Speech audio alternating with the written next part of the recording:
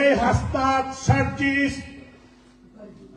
মাহফুজ, পাটওয়ারি সহ যাদেরকে সেদিন দেখেছি, যে গাছের নিচে দাঁড়িয়ে তারা সেদিন বলেছিল যে জুলাই তথাকথিত জুলাই সন্ত্রাসীরা এই গণভবনকে তারা জাদুঘর বানাবে, সেই গাছের দাম আমি দেখে রাখছি। এবং এই দেশ থেকে, এই বিদেশ থেকে, লন্ডন থেকে শক্ত রশি নিয়ে যাবো ইনশাআল্লাহ। এই গাছের সেই দাম যেখানে তারা দাঁড়িয়েছিল,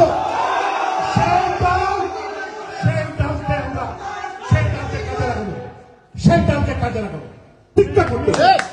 প্রতিজ্ঞা করতে হবে। আমরা যেখানে থাকি না কেন, যে অবস্থায় থাকি না কেন, আমাদেরকে এই প্রতিশোধ নিতেই হবে, নিতেই হবে, নিতেই হবে। ৩২ নম্বরের বাড়ি, জাতির পিতার বাড়ি ব্যঙ্গে সরকার করে দিয়েছে।